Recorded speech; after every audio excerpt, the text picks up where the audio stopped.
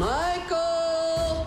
Michael Myers is just, I think, one of the most iconic horror characters in my childhood, and so I think I just, you know, as a fan, I was watching all the different versions of it and all the sequels, and I was just trying to start from this point of like, what have I not seen yet? Like, what do I want to see this story do that I haven't seen it do before? And so I think we kind of started from there. Yeah, it was overwhelming when it first came across, you know, because it's something that I think we both love, the original, and so you sort of, it was a little bit overwhelming, but like, same thing, you know, it was like we're fans first and foremost, and so we wanted to sort of honor that original tone that John Carpenter set.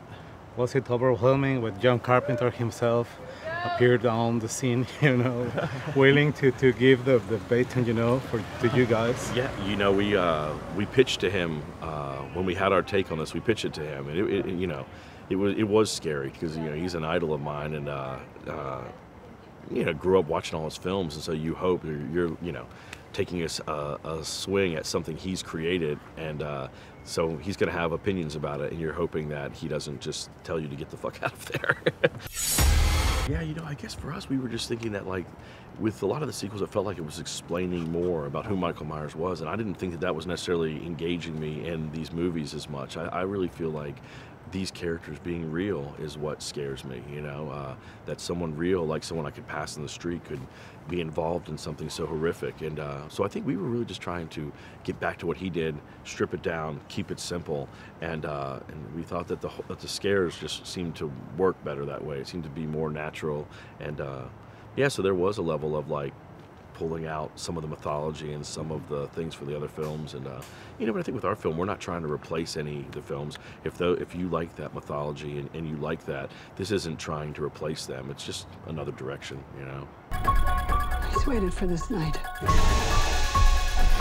He's waited for me. You know, I want to go home and I want it to scare me outside of the theater as well as in. I want to be in situations similar to what I saw in the movie, and suddenly I'm looking behind the shower curtain, or I'm swimming to the shore a little faster because I think something might be under the water. It's like, so for me, it's a matter of it, you know, of the scares lasting long past sitting in the theater.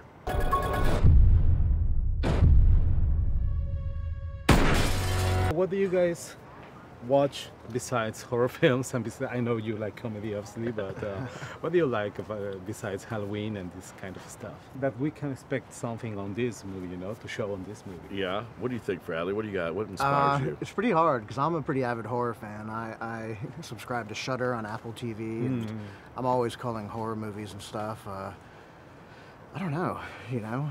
Like I said, I think I'm inspired by just everything from documentaries to, you Yeah. know, weird dramas, or, you know, low budget indies. Like I like to just soak it all up, and, you know, I'm just always looking for characters. I'm always just like looking for characters that are interesting to follow, that feel like real people, and so I just kind of tend to gravitate towards that in stories. And I feel like with the comedy we do, we try to base all the comedy in grounded real characters as much as we can, and I think even with horror, I think it lends itself to that. If a real grounded character, I think, just makes a horror movie scarier. I know it all depends on opening day, but are you looking forward for sequels and for a new age, a new phase on the Halloween mythos?